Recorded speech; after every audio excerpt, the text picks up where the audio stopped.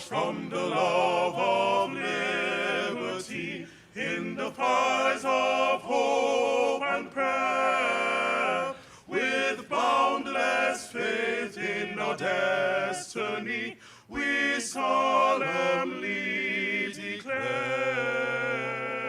Side by side we stand, islands of the blue Caribbean Sea, this our native land, we pledge our lives to thee.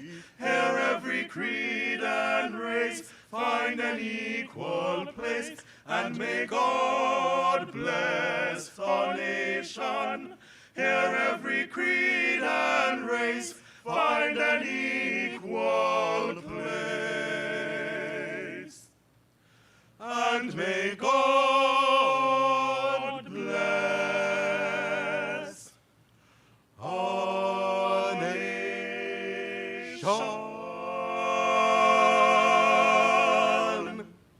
Thank you very much. Please take your seats.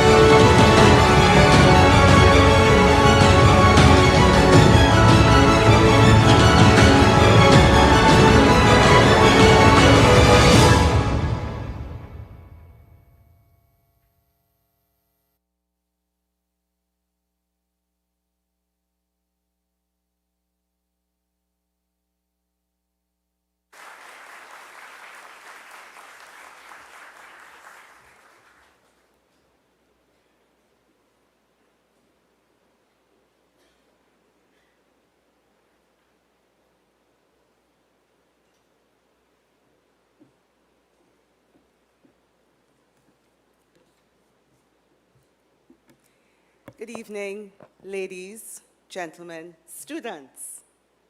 You can answer me. Good evening. I trust that you enjoyed the dance performance from all of these young people from the Caribbean School of Dance. Let's give them a round of applause.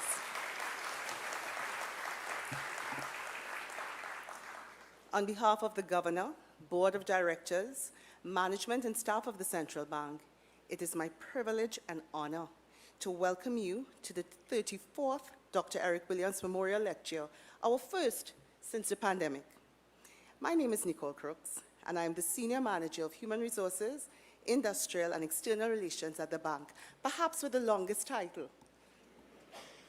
This evening, we gather to honor the legacy of Dr. Eric Williams, our first Prime Minister, a visionary leader whose contributions to our nation, region, and the world continue to inspire us.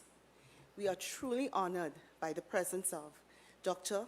the Honorable Keith Rowley, Prime Minister of the Republic of Trinidad and Tobago, the Honorable the Chief Justice, Mr. Justice Ivor Archie, ORTT, Chief Justice of the Republic of Trinidad and Tobago, and Mrs. Denise Rodriguez Archie, Cabinet members and ministers in the ministry, Your Excellencies, heads of mission, and other members of the Diplomatic Corps, judges of the Supreme Court of Trinidad and Tobago, Dr. Alvin Hilaire, Governor of the Central Bank and Chairman of the Board of Directors of the Central Bank of Trinidad and Tobago, and Mrs. Sheila Hilaire, other members of the Central Bank Board of Directors, representatives of the Tobago House of Assembly, former governors and deputy governors of the Central Bank of Trinidad and Tobago, our distinguished lecturer, Professor Avinash Persaud, and guests, family and friends of Dr. Eric Williams, students, teachers, and parents from Queen's Royal College and Trinity College East. Are you up there? Are you seeing me? Welcome. I just want to say that your presence means so much to us because we really believe in the famous words of our first Prime Minister: the future of our nation is in your school bags. Members of the media, distinguished ladies and gentlemen, welcome. I also wish to extend a special welcome to the members of the public joining us via live stream. We appreciate your virtual presence. Our live stream also includes sign language interpretation as we aim to be as inclusive as possible. Lastly, I want to recognize Mrs. Erica Williams Cornell, daughter of Dr. Eric Williams, who was unable to make it in person this evening, but sent her best wishes for a successful event. I'm hopeful that she's able to experience it in real time via the live stream. By way of information, the lecture will be immediately available on the bank's YouTube channel after the live stream is concluded. For us at the bank, tonight's lecture is even more special than usual because it forms part of our very exciting year-long celebrations as we mark our 60th anniversary as a central bank. We turned 60 on December 12th, 2024. There's another novel part of tonight's presentation where we'll break from tradition a bit and the featured speaker will entertain a few questions from the in-person audience. Finally, to wrap up on the treats for the evening, our museum, which celebrates its 20th anniversary this year, will be open so that you can visit and experience not just the extraordinary space, but our current exhibition, The World of Dolls, the first of its kind by the bank, curated by one of our staff members, Ms. Carleen Coker. I have welcomed guests to this lecture for several years, so I see myself aging as I look at the videos, but it never gets old for me. I am honored and proud to invite our Governor, Dr. Alvin Hilaire, to deliver opening remarks and to introduce our distinguished speaker for tonight's lecture, Professor Avinash Persaud, who I met yesterday, and I have every confidence he will be awesome. Please warmly welcome the Governor to the stage.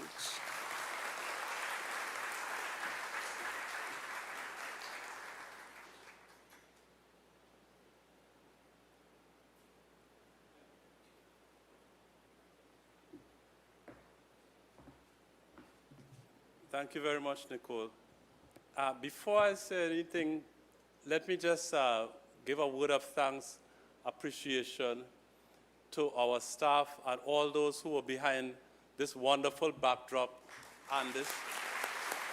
and the dancers before.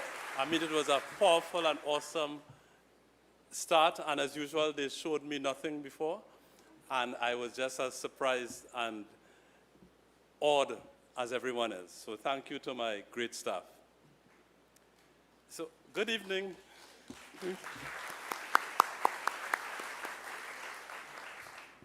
So good evening, distinguished ladies and gentlemen, here and online, and welcome to your Central Bank of Trinidad and Tobago. Allow me to extend a special welcome to Dr. Rowley, our Honorable Prime Minister, the Chief Justice, Mr. Ivor Archie, and Mrs. Archie. Ladies and gentlemen, climate change is real, it is here, and we are causing it. However, we can take steps to alter our behavior. This will require concerted effort, appropriate actions, and yes, money. But we owe it to the planet we have inherited. Whether we like to admit it or not, many of us are close to or in the exit lounge.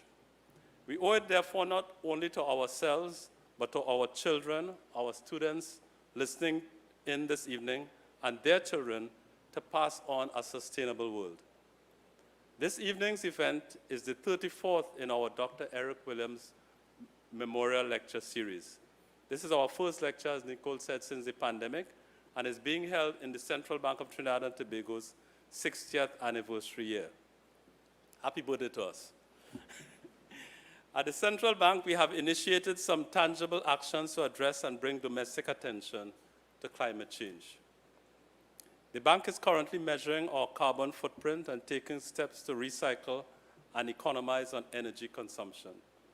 This year, we planted 60 trees each on the Lady Chancellor Hill and Richmond in the islands of Trinidad and Tobago, respectively.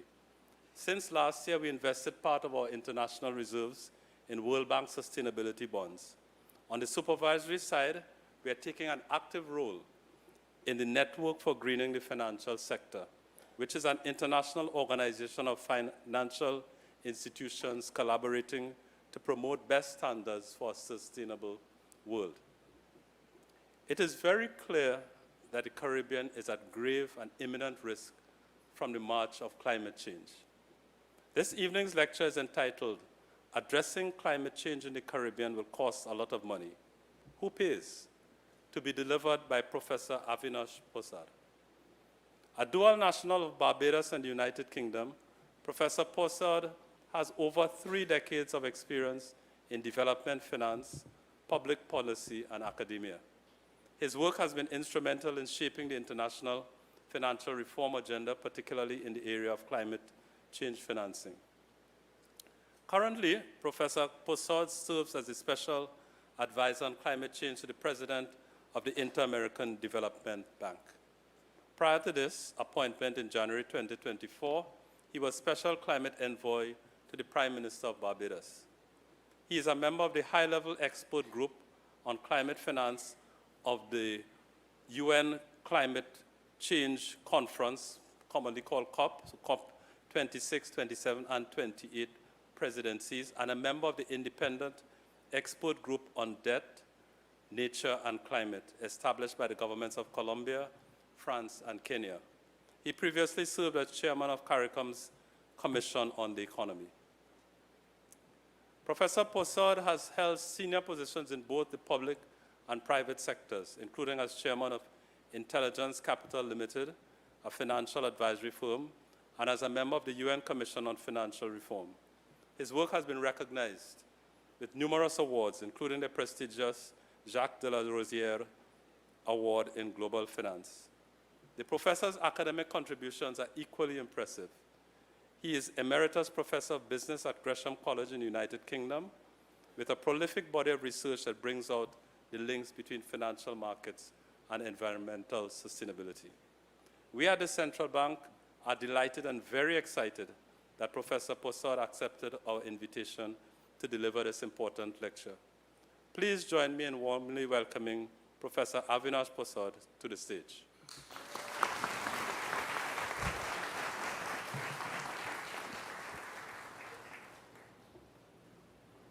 Thank you very much.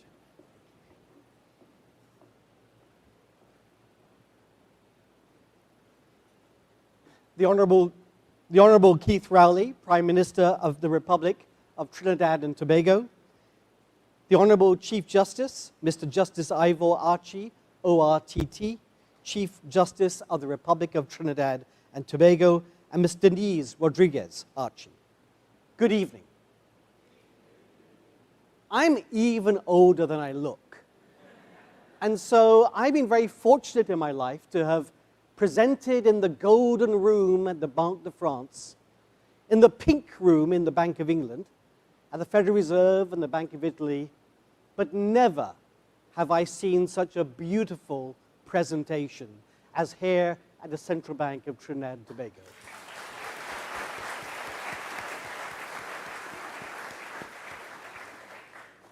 It is, of course, an immense pleasure and honor to deliver this 34th Dr. Eric Williams Memorial Lecture.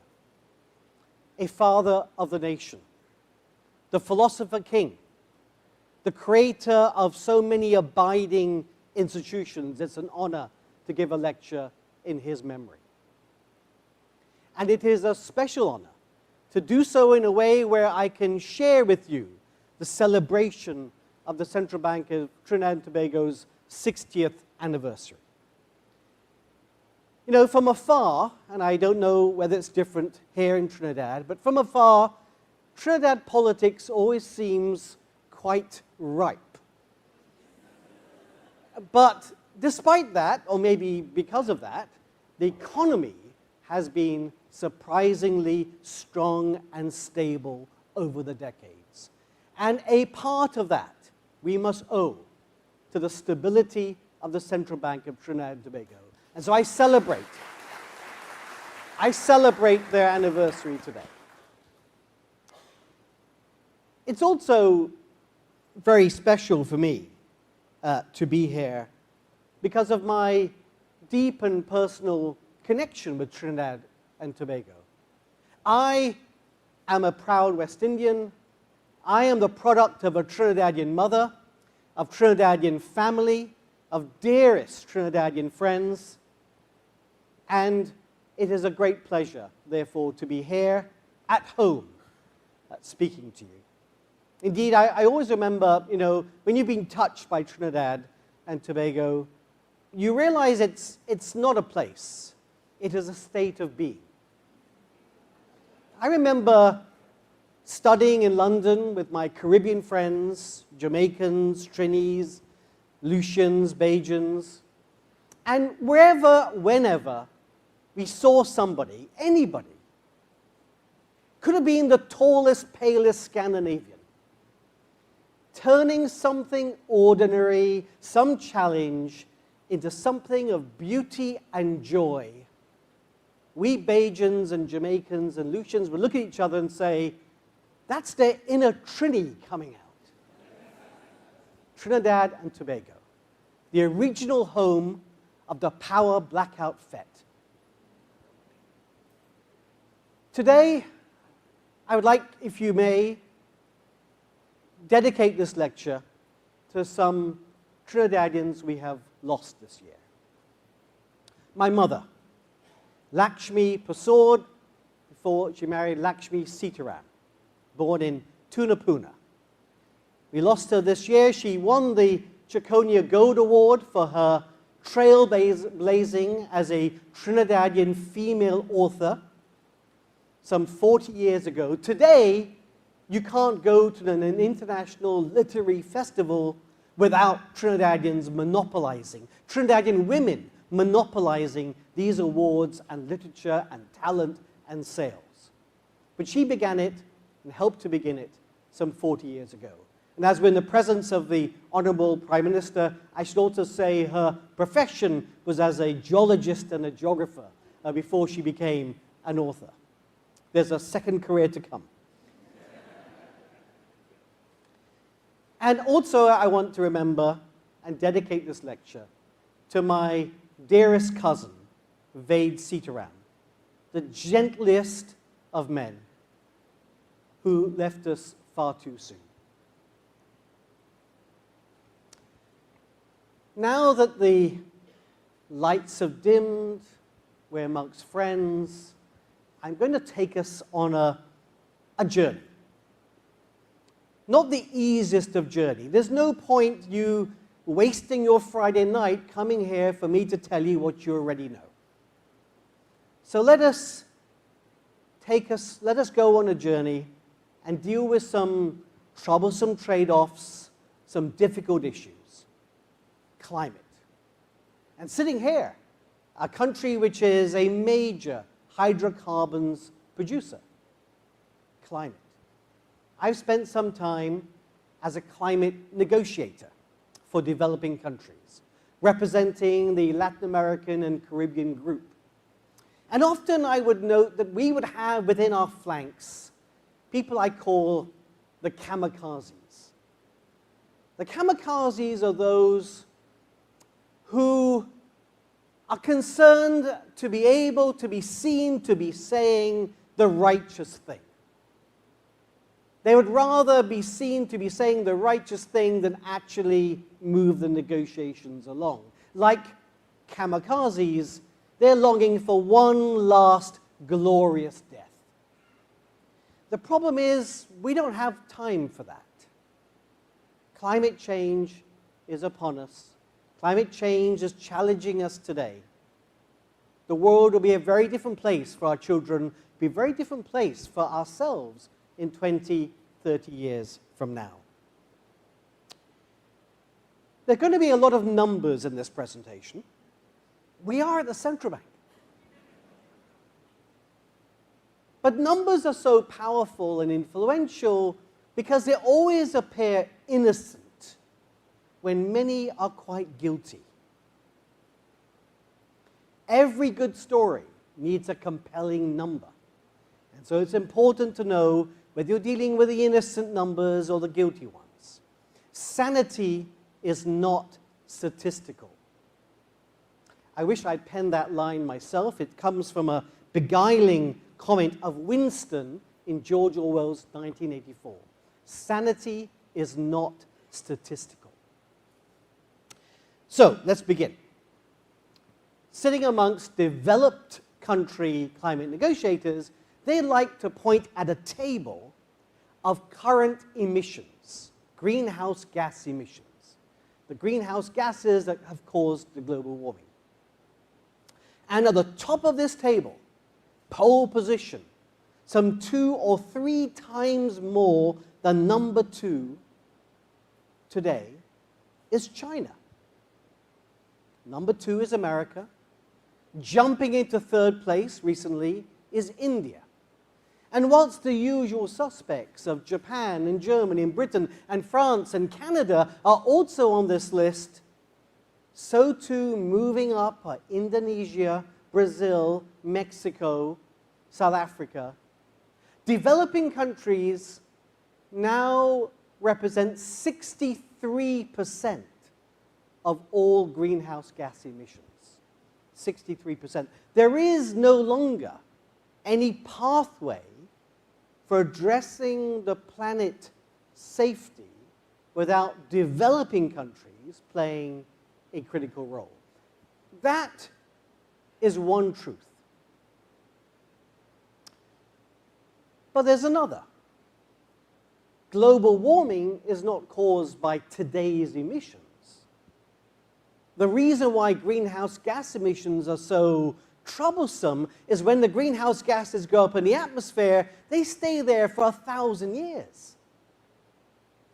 And so what matters is the stock of greenhouse gas emissions, the history of greenhouse gas emissions for the past 200 years, and their developed countries, America foremost, also the former Soviet Union, Britain, Germany, Japan, account for 70% of the stock of greenhouse gas emissions. 70% with a very relatively small set of people. In fact, they're about 10% of the world's population and 70% of the stock of greenhouse gas emissions.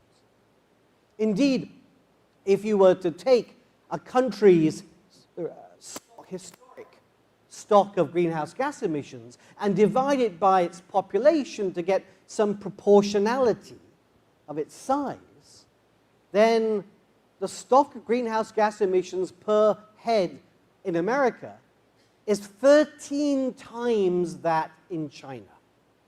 Still, 13 times. And China is one of the fastest growing, largest, industrializing, developing countries. The average ratio of developed country stock of greenhouse gas emissions per head compared to developing countries is 20 to 1. So rich countries cause global warming. It's how they got rich. It's not a narrative they like, because they don't teach their kids that. At school, they teach their kids that they got rich because they are very intelligent and inventive and industrious. There is an implication that it means that poor countries are not those things. They don't say that a business model which relied on forced labor and stolen land and captured markets is a pretty difficult business model to be. And it led to early industrialization. The rich countries caused global warming, and that's how they got rich.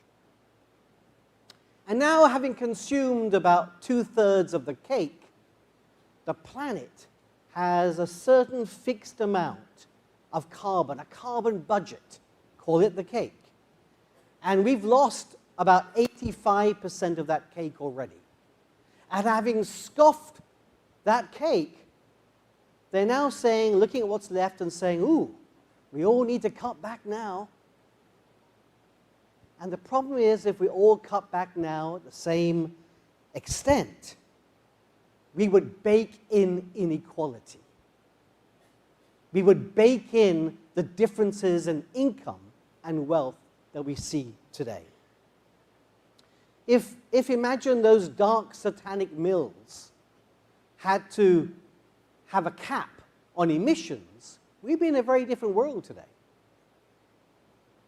But it's even worse than that, because we're not all being impacted by the global warming that's here in the same way. Many of us are being impacted. Global warming is impacting everybody in some way. We've just seen Hurricane Helen rage through the United States, having been through the Caribbean, causing something like $100 billion of losses in America. We've seen New York being choked by forest fires in Canada. We've seen insurers running away from giving insurance on fires in California and flooding in Florida. We've seen people dying of extreme heat in London and Paris and other developed countries.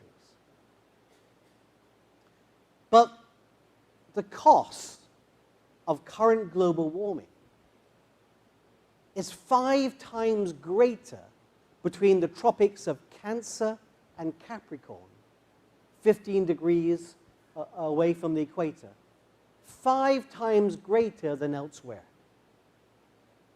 And that's because it is that zone where temperatures are rising to the highest levels, being closest to the equator, and sea levels are rising fastest. I'm an economist, so I know no science. Someone had to explain to me that when the glaciers melt, the water doesn't stay there. Because of the spin of the Earth, that water ends up on the equators. You could say the glaciers are melting at the equator. And that's why sea levels are rising at those places at the highest amount. Rising temperatures, warming seas, rising sea levels are leading to disastrous results, powerful hurricanes. An example is that Germany, a couple of years ago, had the worst flooding in living memory. It cost them around 0.2% of GDP. A couple of years before then, Dominica was hit by Hurricane Maria, and they lost 226% of their GDP in 4 hours.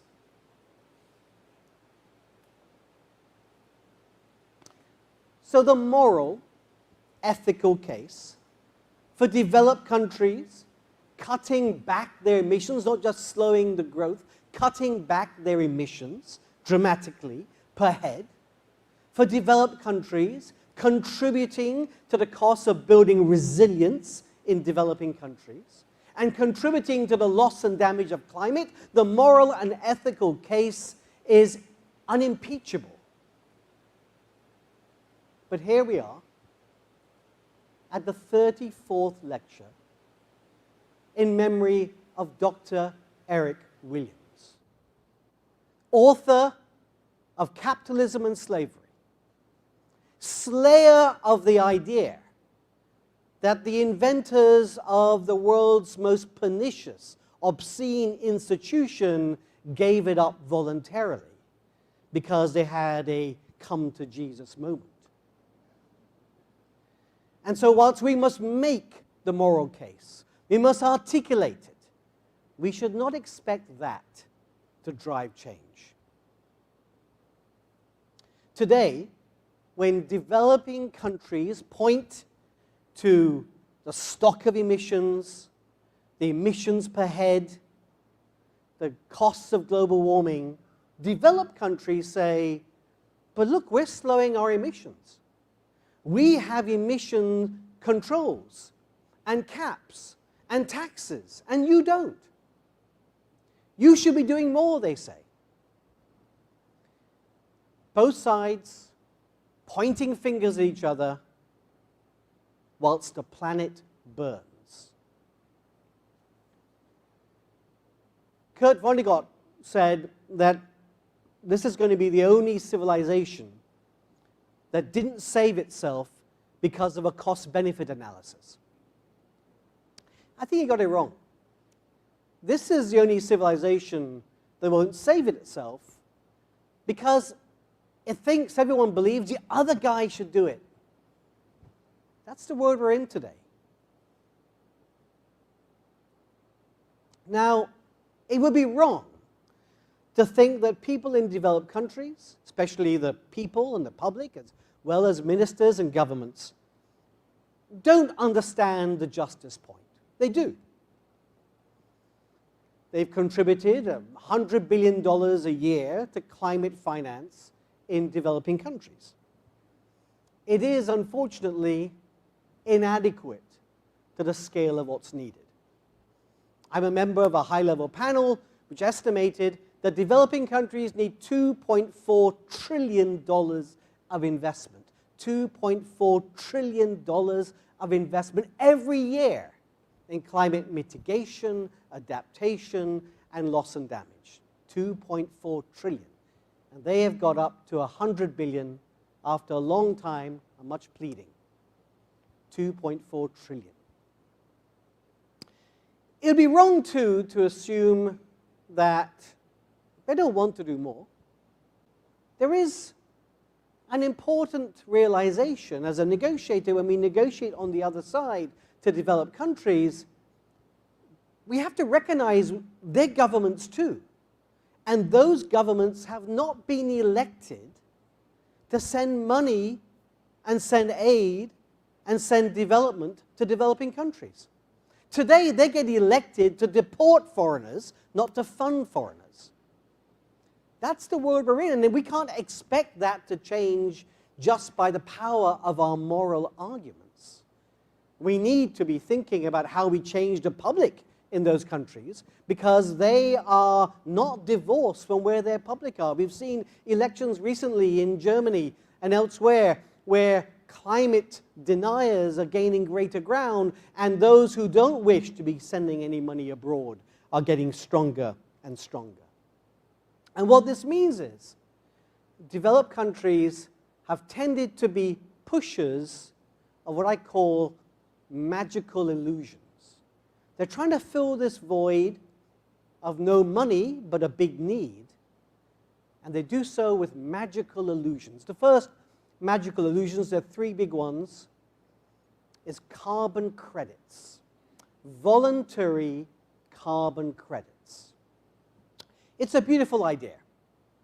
Alfred Pigou is the economist about 120 years ago who began developing this framework and saying that, look, you know, the private businesses will do things for which they get paid for, but there's some things that benefit society that they can't get paid for.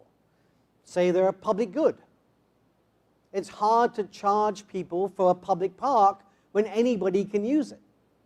These public goods don't get funded. They call it the tragedy of the commons.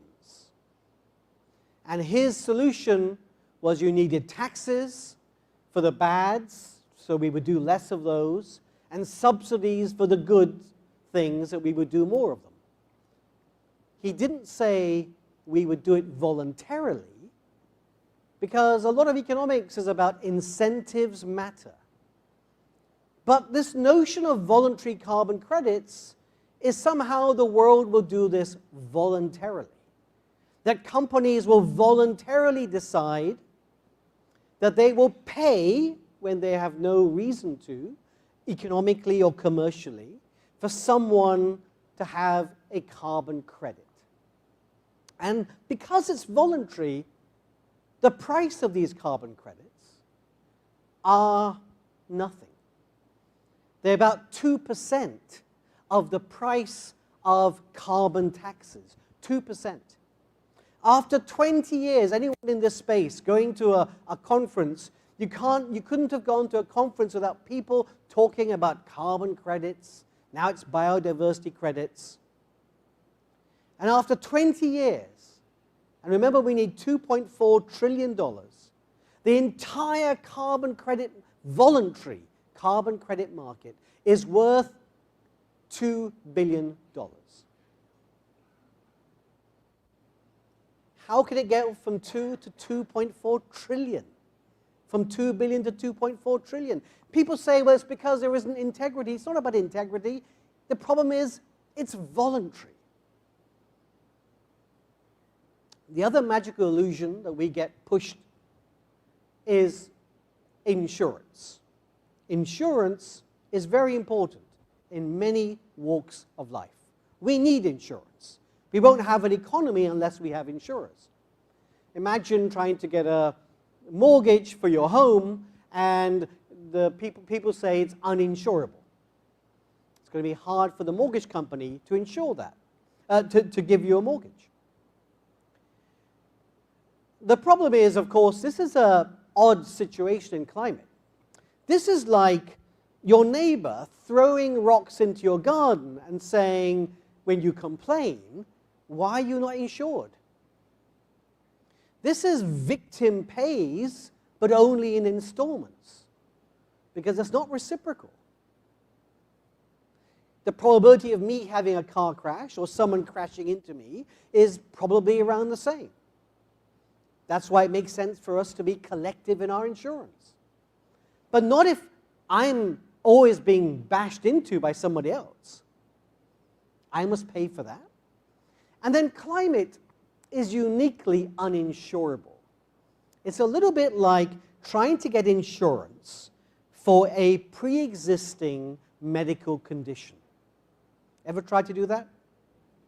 So insurance works. Insurance doesn't magically reduce risks, especially known risks. What it does is allows you to better manage them. It allows you to better divide up your payments. If there's some big event that may occur once every 10 years, you pay 1/10 of that every year. Much more affordable. But climate risk is a known risk that is rising in frequency, that is rising in loss, and rising in correlation. It's as if you're going to have a car accident once a year, you know, and next year it's going to be twice, and the year after 3 times, and the year after 4 times, and the year after 5 times. What premium would you pay today? More than once. In fact, the best insurance for countries is to invest in resilience. Every dollar we spend on resilience, in public infrastructure, on sea walls, on better drainage, better flood defenses, saves us $7 to $8 in the future. That's the best insurance. And the third magical illusion is blended finance. Blended finance came from the idea of, say, 10, 15 years ago, where renewable energies were not economically viable. So the idea was this is good for us as a planet, so they're, almost viable, not quite. Why does the public sector not put some money in to boost the profitability? Blend public money with private money to make it more profitable. That made sense some 10 to 15 years ago. Today, the costs of renewables have collapsed. A lot of people tried to own that collapse. The Germans and the Americans say it was their R&D. The Chinese will say it's their production, their massive production. And over the period of time where they've massively produced, the kilowatt hour the cost of that has fallen from $100 to 9 cents. So since 2015, solar and wind are actually economically viable. And 81% of solar and wind, onshore wind, is being financed by the private sector in rich countries without much public subsidy. But they're not going to developing countries. And they're not going to developing countries not because the technology is different, the contracts are not different. It's because of faults with the international financial system. And so blended finance is not the solution to that. The problem we're trying to solve is not that the projects aren't profitable, but country risk, currency risk is keeping foreign investors away.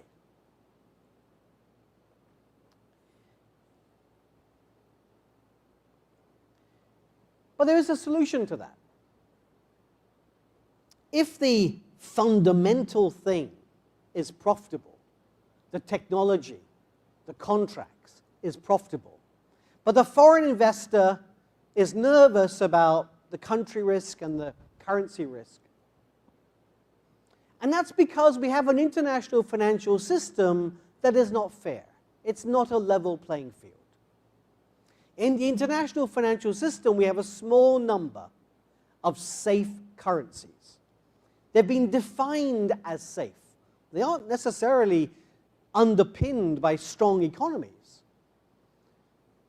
The US dollar, the euro are defined as safe currencies. They have higher debt to GDP ratios than most developing countries, but they're defined as safe currencies. And whenever there's tension in the world, like today, given what's happening in the Middle East, money flies to the safe currencies, out of the other currencies. We in the developing world have a difficult environment. When times are tough, money is leaving, we have to respond, and the central bank governor will know you may have to respond with tighter monetary policy, tighter fiscal policy, of clamping down. When times are tough, we make things tougher. In rich countries, when times are tough, they can slash interest rates to zero. They can expand their fiscal policy because money is flowing in to the safe assets. But we have in the international financial system a creature, multilateral development banks. In the Caribbean, we are shareholders of one, the Caribbean Development Bank. Trinidad is a shareholder of the Inter-American Development Bank and the World Bank. These multilateral development banks are AAA rated institutions. Money is flowing into their assets. So what about if they made a commitment that in times of international stress, they will always provide dollars to the country, foreign currency to the country to be paid back. They provide these dollars at low interest rates, long term, because money is flowing into them, and they can provide us that liquidity and support. And then, by reducing that country risk, that currency risk, we will get flows into renewable energy investments. But not everything can be financed by the private sector.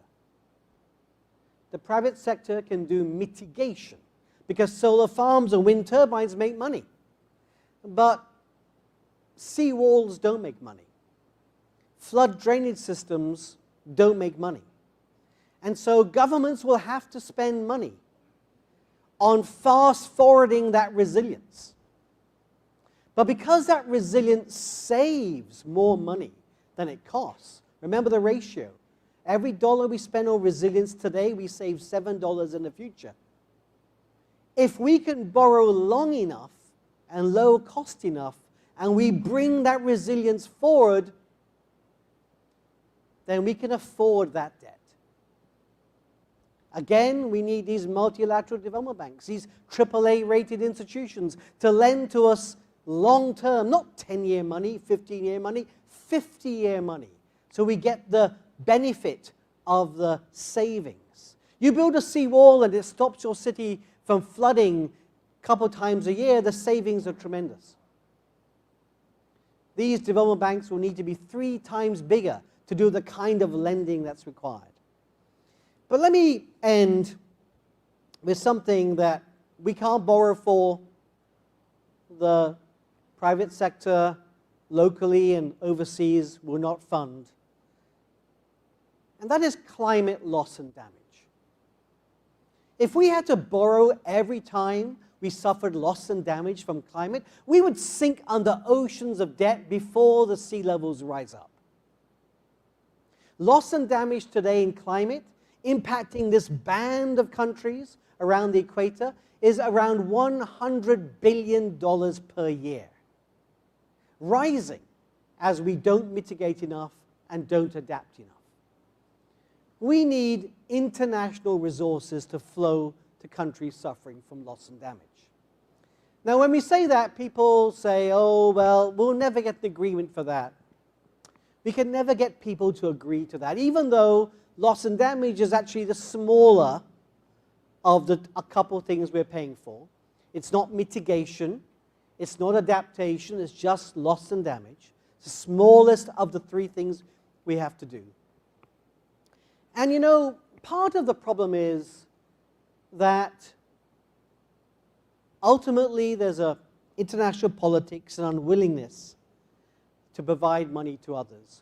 But let me tell you a story of 1967, February the 19th, 1967. An oil tanker, one of the largest at the time, called the Torrey Canyon, hits off the Scilly Isles, Pollard's Rock, starts to break up. This is just south of Cornwall and Brittany. The RAF is sent in, and in something like a Monty Python movie, they first think they're going to bomb the tanker to smithereens. It's a fixed target, but they keep on missing. Then they decide to set the oil ablaze, but that doesn't work either. So then they decide to pour tons and tons of toxic detergent. That fails as well. And so slowly, black oil is washing up on the white beaches of Cornwall and Brittany. And at the time, the ship is only liable for the value, to the limit of the value of the ship. And now that this ship has been bombed and set on fire and drowning in detergent, it's not worth very much. But the British government is trying to do something about it, and the French government. They're trying to find the company, and the company keeps moving along. The company has one big tanker, and it's docking in Singapore. The crew have been given orders not to let anybody on board from the British or French governments. And a young lawyer, Anthony O'Connor, shouts from the dock that he's from a firm of Drew and Nephew, and the ship crew thinks O'Connor drew a nephew. He's a whiskey salesman. So they let him on board, at which point he nails a writ to the mast, and the British government takes over the boat. Within 2 years of the oil tanker creating a 250-kilometer oil slick in Cornwall and Brittany, 10,000 seabirds died. Within 2 years. Not the 30 years we waited for a loss and damage fund. Within 2 years, they created the Oil Pollution Compensation Fund, which everybody in the world has to pay into. Every tanker leaving any port pays into the Oil Pollution Compensation Fund when there's been a spill. In America, how many of you know that every single barrel of oil produced in America and imported into America has a 9-cent levy that goes into the oil spill fund that now has $8 billion. Let's make that international. And for those who have it, they don't need to pay for it, but if we make it international, that becomes $100 billion. That pays for loss and damage. So we have a pathway to pay for mitigation, pay for adaptation, and pay for loss and damage. So let me conclude and ask you a few questions.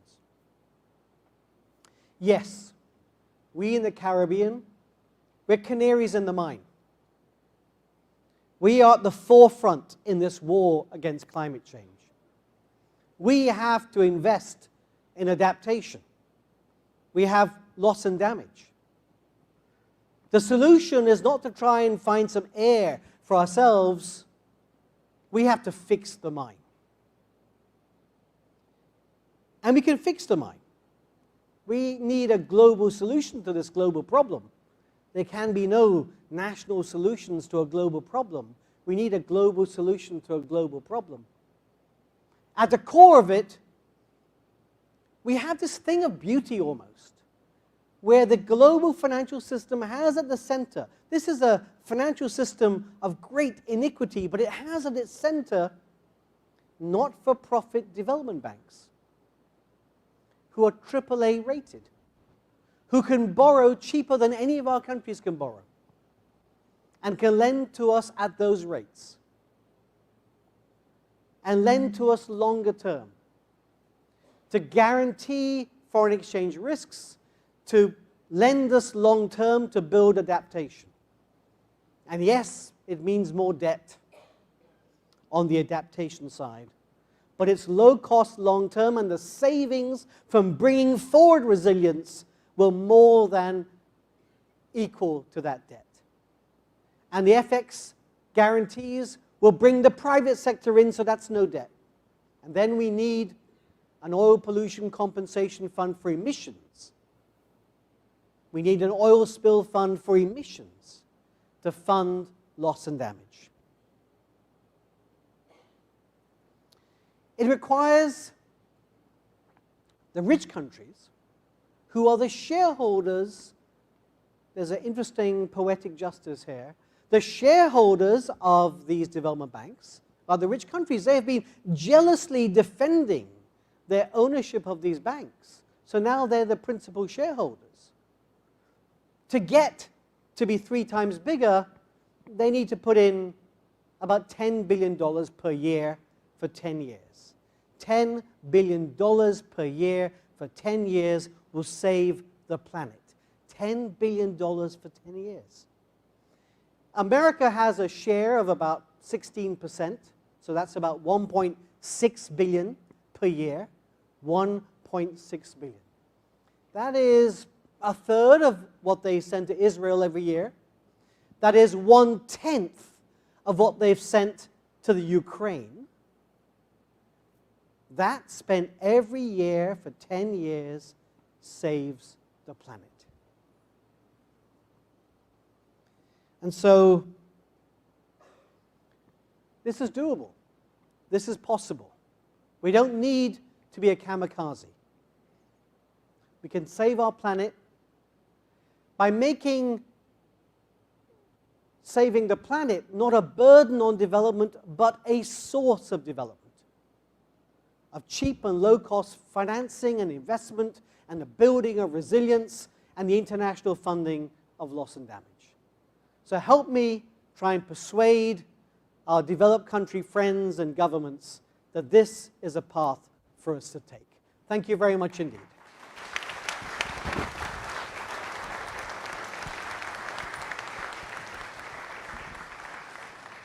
Thank you very much. Before we properly thank you, we want to open the floor for questions. I also want to acknowledge a school that I didn't realize was here earlier, Bishops East. Thank you for coming. So just the rules of the question answer. Mics will come to you. You have 15 minutes. Now, I'm a real dread time person, eh? So I'm watching the clock. You have 15 minutes. And the floor is open now. Just come forward if you have a question, and a mic will be given to you.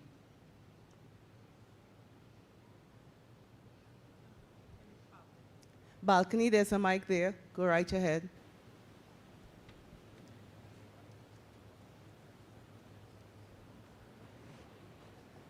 Getting juice? Amanda? Jeff? Raj?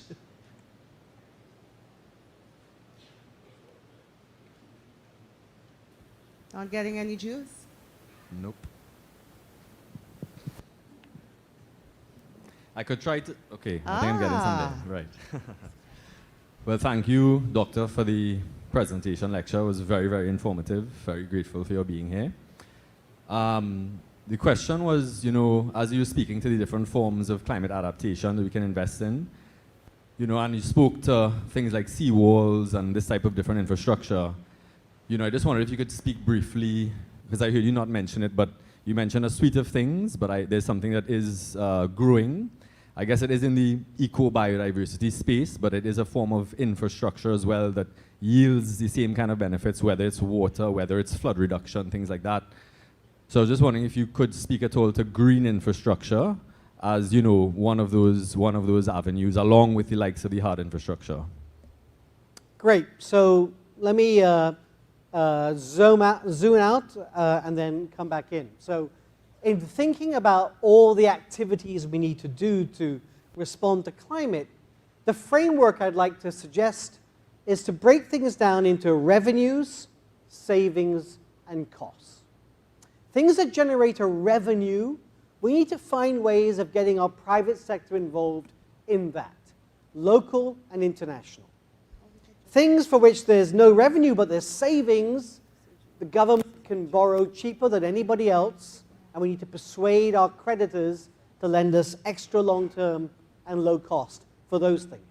And if there's no revenue and no savings, we need to get grant money internationally for that.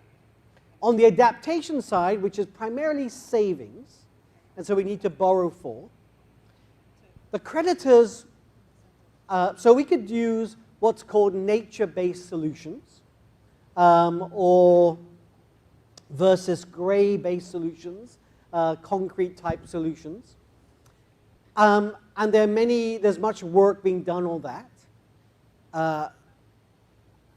And I think more will be done. But one of the challenges is if you're financing that with a creditor, they want to know it's going to work. They want to have great evidence on engineering, evidence and feasibility that this will work, because otherwise you're paying money and you're having to pay back the interest, and you may have something that doesn't work. So I think that that's one of the reasons why these things are happening slower than we would like, because we have to develop that evidence. So an example, you didn't mention it, but mangrove might be a better seawall than a seawall. The problem is, how do we make sure that mangrove is of the same consistency and strength and abilities as the next mangrove? That the lender and the insurer can know what they're lending to. So we need to do that work. That work seems possible, achievable, and needs to be done. And we need to do it. But I would simply end by saying, The sad reality today so far is that a lot of adaptation requires reinforced concrete. And reinforced concrete is actually very carbon intensive. So when people say everything you do must be climate positive, sometimes we have a debate with them that adapting to this climate might involve things that themselves are not climate positive. But it's essential that we do it. Thank you very much.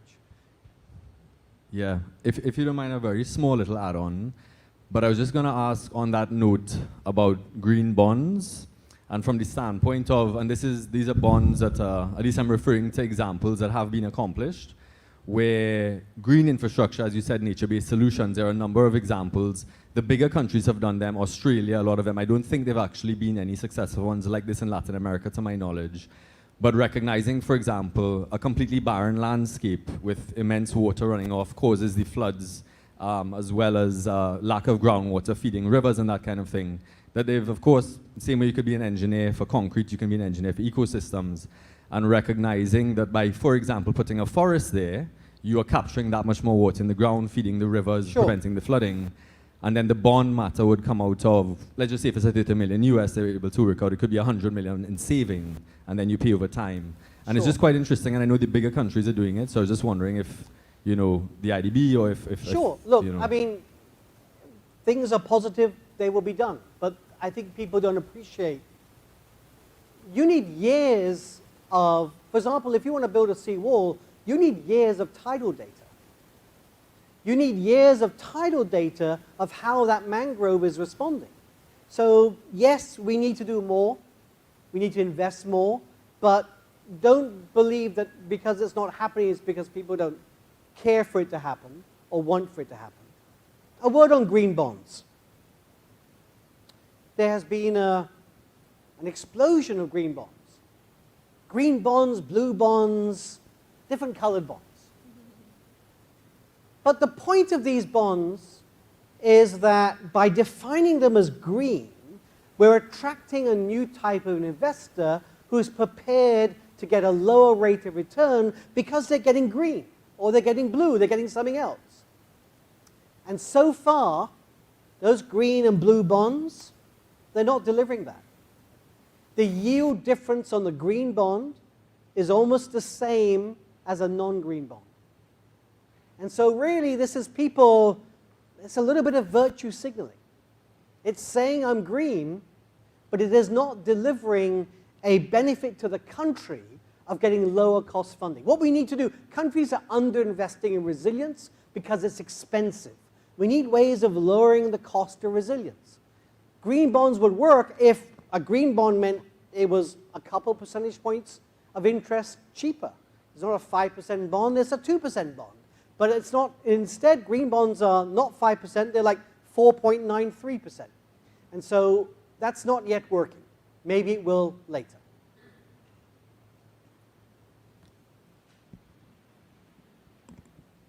Prof, just excuse me for a second. The Prime Minister has another engagement. I mean, he graced us with his presence. If we can please stand to allow him to leave. Thank you very much.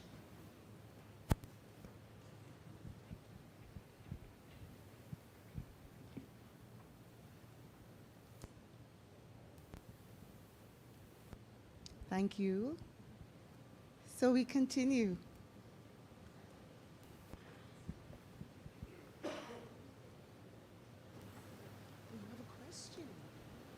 I would never have thought a Trinidad audience would be shy. Professor Right. Persaud, it's really a comment more so than a question. And you now in a position at the IDB, where I assume you're also relating with the other multilateral development banks. But it seems to me, you left me very pessimistic.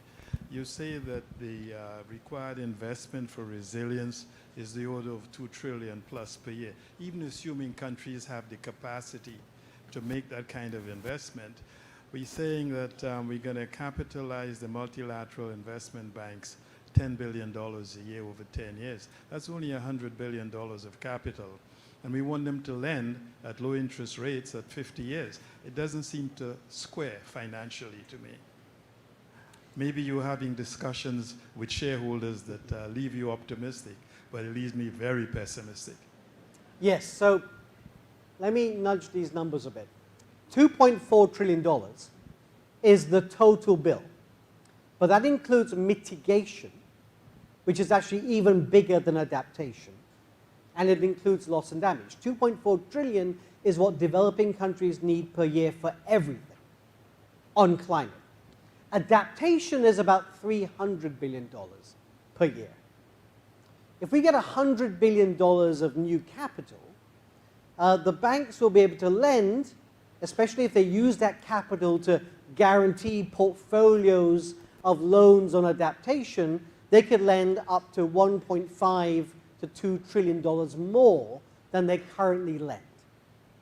And that's a way we'll get a long way, not all the way, to getting adaptation brought up from countries. So adaptation, there are three things we need to do. The biggest thing is mitigation. And that creates revenues, so we need to get the private sector involved in that with some help, some guarantees, some liquidity benefits. The second biggest is adaptation, probably about $300 billion a year.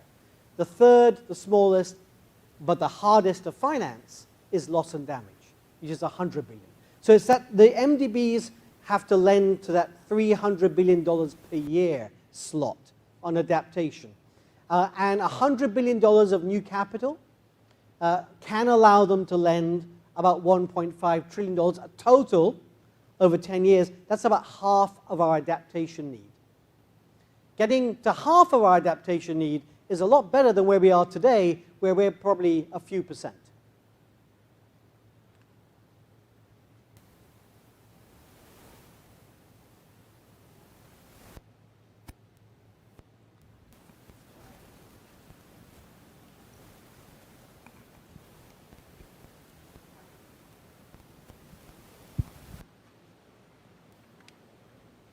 Hi? Hearing me? Yes. All right. Hi. So, great presentation. I could shout, but then the mic is allowing me, sorry. Great presentation. How do you think, your thoughts on getting over the hurdle of political will when the political person, well, the persons in power elected, have a time limit as to their power, and they are looking at the fact that I have this amount of time to do this amount of things, and hopefully some of the promises I made will be part of the things I do. And you're also coming from it keeps going in and out. I don't think there's a country that actually has as a right, the right to a home for their own people. So how do you justify helping others when you're not even willing to, make it a right to help those who are right next to you, who are homeless, who are citizens of your own country? How do you get over that to say you can justify, okay, here's $100 billion, and I understand the whole point of, they gave to Israel, they gave to Ukraine, but you could see where the money is going. You could see a bullet, you could see a missile, but you can't see resilience of a third world, I hate that, or developing or emerging market economy now, within my 5-year period when I'm in power. So how do you get over that? So we have to do this by breaking down what we need. Some developing country negotiators say to the developed countries, we need $2.4 trillion, you must give us $2.4 trillion every year. That is 12 times current aid budgets. Not 1 times, 2 times, 12 times. To me, that's not going to get us anything. So what I say to them is, okay, I don't want you to do that. I want you to put some investment in the multilateral development banks that you own. And that every dollar you put into those development banks can lead to $10 or $15, depending on how you do it, of impact. So to get support, we need them to be responsible to do that dollar, but I've made that dollar the most efficient dollar. And then loss and damage, they're very immediate responses. I mean, we've seen the disaster recently with Beryl and Grenada and Jamaica. So money going there has very immediate visual and personal and social impact. So loss and damage is the bit we need to raise tax revenues for. It has an immediate impact. Adaptation is the bit which we allow them to stretch their dollars. That a dollar in leads to $15 out. And mitigation, they don't need to spend that money. We will get the private sector to do it, but we need to provide some support to the private sector with guarantees and liquidity. And again, that doesn't cost so much. So look, there's no escaping from the fact that a resource transfer is required. But of course, it's in their interest too. We share one climate. If the developing world doesn't mitigate, the developed world will suffer. And they're not going to persuade the developing world to mitigate and invest in these things if they're not showing support for adaptation and loss and damage. So, is it an easy ask? No. Is it an easier ask than the 2.4 trillion? Yes. No, we have, go ahead. Thank you. How? I'm sorry, I'm the Korean ambassador Sejung-kwon, but I don't know whether I deserve to ask questions. But Of course. you know, I thank you for your great presentation on the developing countries perspective. And my question is the climate financing. I can hear the voice from developing small island developing countries that Barbados, the Georgetown Initiative, that is recently announced version 3, the international financial system reforming, and also the give assistance to highly indebted countries to give adrenaline to their economies, not to suffer from severe economic damage. The third one is utilize these special drawing rights to give some a little longer term period. So I don't know how much consensus is made on this initiative, and then what's your assessment and how we can give collective will to support this kind of initiative. So I would like to listen to your opinion about this. So I was one of the architects of something called Bridgetown 1.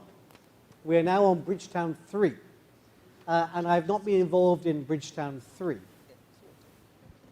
Bridgetown is an attempt to say, look, this is not just about small island states. This is about the planet and building a global coalition for action on the planet. Action that is just, action that shows responsibility with the developed countries leading as leading owners of the multilateral development banks, leading shareholders. But it's also about action today. And it's about what is possible over the next 18 months. So not what we would love to have forever, 10 years, 20 years, but what is possible to achieve over the next 12 to 18 months. And I think that's the way to build this coalition. It is deliberately not pitched at only small island developing states. Only 1% of the world's population live in small island developing states. But 40% of the world's population and rising live in climate vulnerable countries. So if we can get mitigation and adaptation and loss and damage, then we are all going to benefit from that. And that's why we're trying to build a coalition around that. Thank you for a very intriguing presentation. I just want to pick up on a comment that was made almost in passing earlier by one of the questioners, and that's on the question of constitutional rights. It was said in the context of housing. But a number of countries, Guyana, Belize, South Africa, are building into their constitutions the right to a clean and sustainable environment. It's differently expressed, but that's the idea. Outside of the international financial framework that you have discussed, what do you see as the role of international law in driving this response to climate change? That's an excellent question. I don't feel particularly in a good position to give you the best answer for that. There are some international legal efforts to get, using international law to look at compensation for the fact that we know very clearly that loss and damage is a result of climate change, which is a result of emissions and who emitted. There are two challenges we have, is that the link between emissions and climate change and events is strong but not specific. And so that's one challenge we have in using law. Secondly, rich countries, when international law tells them they need to pay, then don't follow it. So is international law going to be the mechanism for compensation? I don't think, as a climate negotiator, I can persuade the rich countries for massive compensation. They're not sending money to their own people.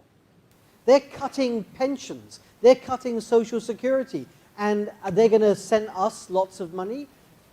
So we need to find a way in which they can play a role to support our development that is least costly but is significant and will make a difference.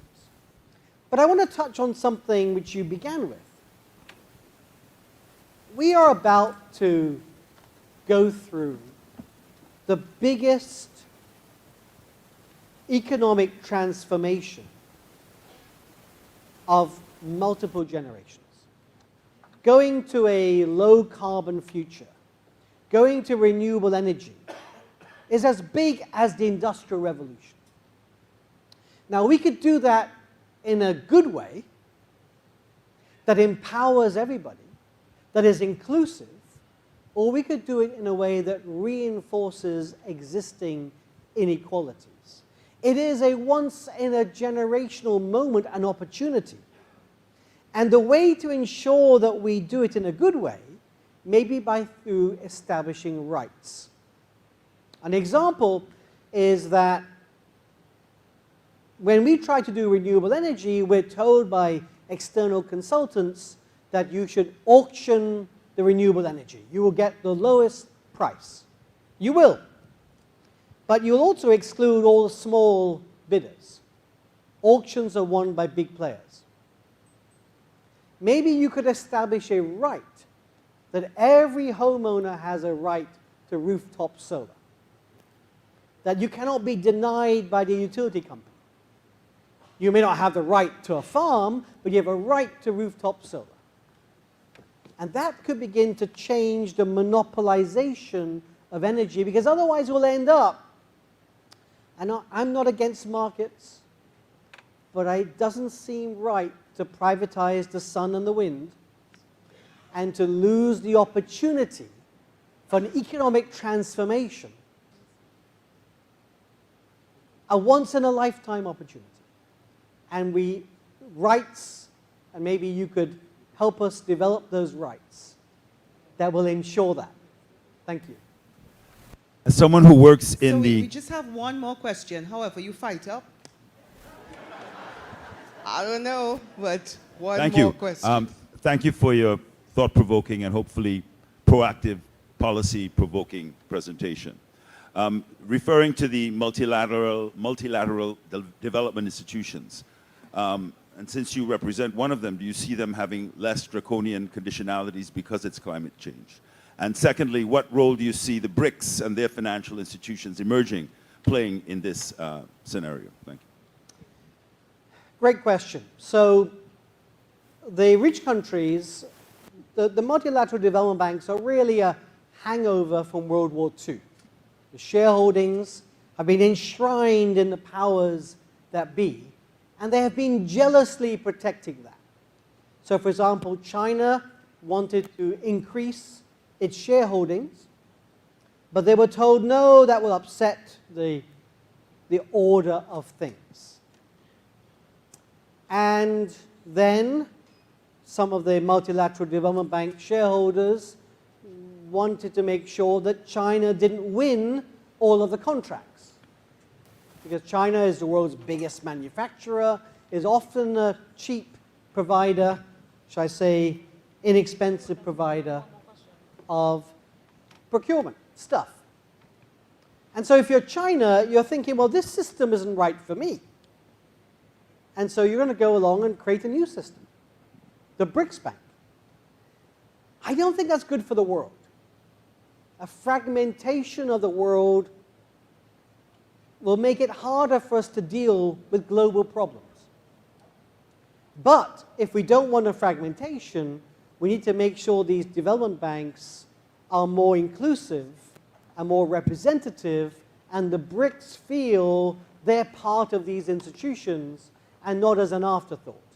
Not as, we want your money, but we don't want your votes. And so if we don't do that, we will see a further fragmentation of the system, making it even harder for the globe to deal with these global problems. The development banks cannot be sources of origination, of pressure. They have to be led by their shareholders, their management. Management can't tell the shareholders what to do. Shareholders have to tell management what to do. And so if we want these institutions to be more proactive, more focused, more worried about the safeguards of these investments, development banks don't have the greatest of records with investments. We need to make sure there's safeguards to protect people and indigenous communities and other things. We need to apply pressure on the shareholders to send clear messages to their management. So I was going to close it, but how can I say no to a student who's looking at me sweetly? So get to the microphone. I'm not sure that's politically correct. Hello. Ask your question, darling. Hello. Yeah, I think so. I think it's working. Keep it close to your mouth. Good evening, everyone. Good evening. So I have a two-part question. I'm not sure if you'll be able to answer both of them, but I will try. given the time, but given the current rate of carbon emissions and the lack of financing, what is the likely scenario for us as a country, and by extension the world, in the coming future when it comes to, and how efficient are we getting in these projections that we can get the private sector on board to help with financing this great project that we're trying to initiate? Okay, so remember there's revenue, savings, costs. The things that generate, that's a great question, thank you very much for that. For the things that generate revenues, the private sector is already doing it in many countries, mainly rich countries. So we have the evidence, this revealed evidence, that it is viable. So we need to find ways of drawing that money to developing countries. That's a much easier thing to do, to draw money where it's going, than to make something that's not viable viable. Now, if we don't get the mitigation globally, because we share one climate, it doesn't need to be in one country, but it probably needs to be as broad as possible. then we need to be investing more rapidly in resilience. One of the interesting things about, I was asked to try and help rescue Dominica after Hurricane Maria, and what was interesting is the things they built after their previous storm, Storm Erica, actually withstood the hurricane much better than other things. You can build resilience.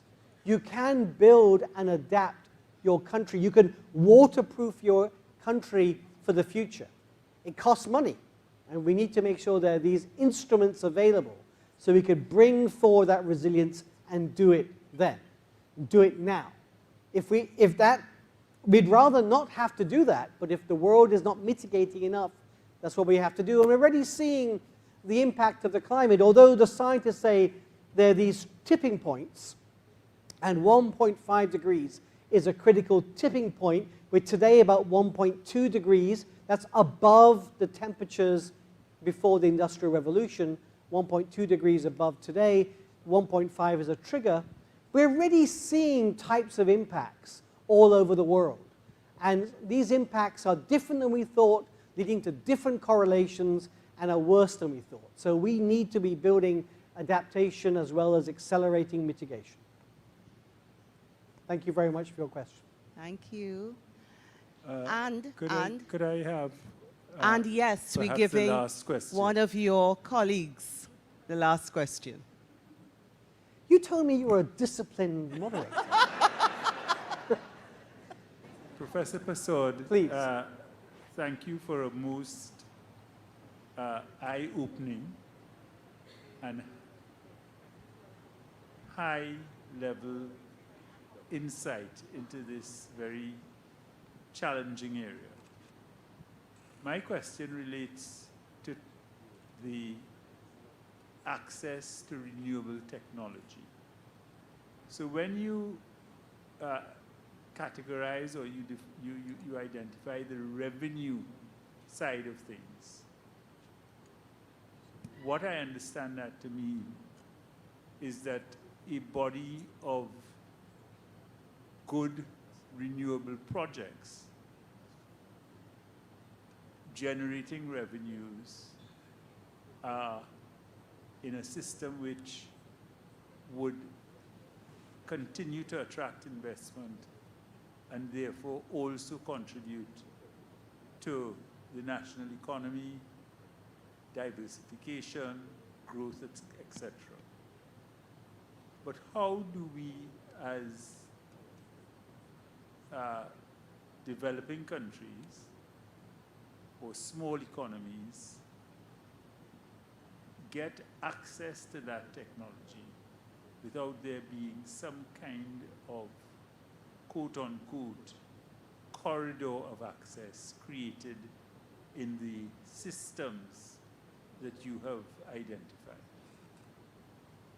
So, great question. I think there are three answers. Firstly, there's something about the economic system that loves new tech. I think investors believe, or would rather like to own the IP of new tech than get involved in old tech where there's fairly open access. I find it odd because we probably have all the tech we need today. Solar, wind, hydro, and these technologies, they're not new, they're quite old. So we could do an awful lot with old tech. The second thing is that the Chinese have made this tech really, really, really cheap. So we have to be careful that we don't spend, that we don't have an economic model where we're only consumers. We need to be producers too, but it's not going to be easy for any of us, for anybody. America cannot outcompete the Chinese on solar panels today. So does it matter? If they can't do it, can we do it? And they're selling this tech to us very cheaply. But I think that technology today does not seem to be the obstacle. OTEC is available, it's cheap. But we do have to keep an eye and keep vigilant that we don't turn our economy into be merely consumers and not producers.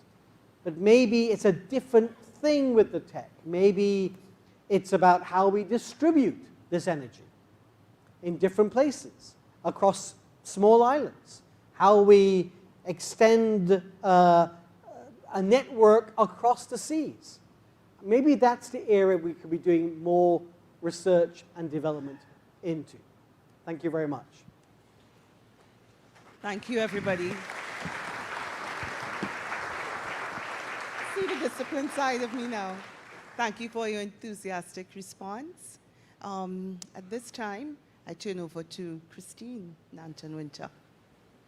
Ladies and gentlemen, as we bring this enlightening session to a close, we have a number of special presentations to give. And as Nicole said, I'm Christine Nanton-Winter. I'm the Assistant Manager, External Relations here at the bank, and I have the honor of taking you through this portion of the evening's proceedings.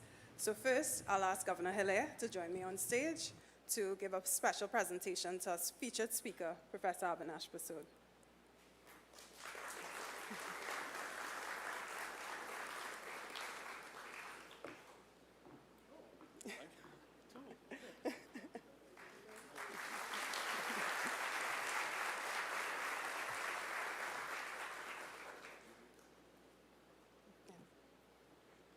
Thank you, Governor. Thank you, Prof. And so the next, thank you. And so the next set of presentations to follow will take place just in front of the stage. And so I will ask Dr. Dorian Noel, our Deputy Governor, Monetary Operations and Policy, to join me to make a special presentation on behalf of the bank to the Honorable Chief Justice, Mr. Justice Ivor Archie, and Mrs. Archie.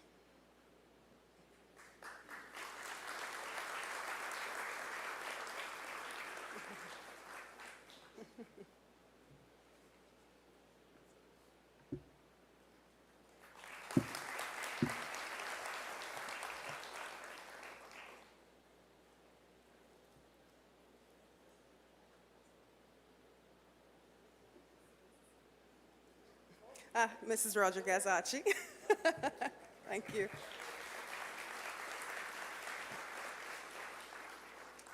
Thank you, Dr. Noel. I now call on Mr. Patrick Solomon, Inspector of Financial Institutions, to join me to make a special presentation, and this will be to the Tobago House of Assembly. We know that the Honorable Chief Secretary, Mr. Foley Augustine, was not able to join us this evening, but we do have Assemblyman Zerisha Hackett, Secretary of Education, Research and Technology, here with us today, who will accept a gift on behalf of the Chief Secretary.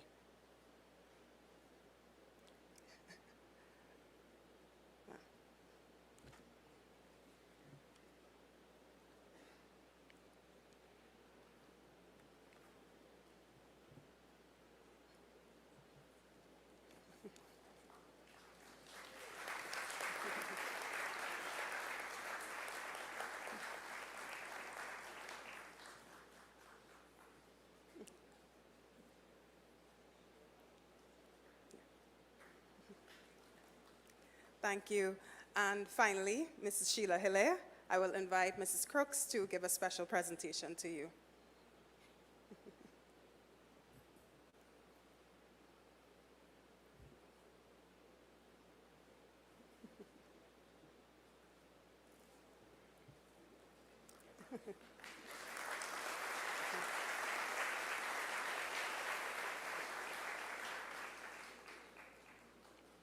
Thank you.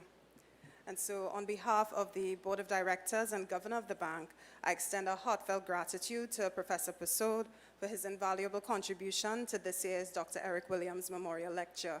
Your dedication to addressing climate change and your insightful perspectives have greatly enriched our understanding of this pressing time. Thank you, Prof.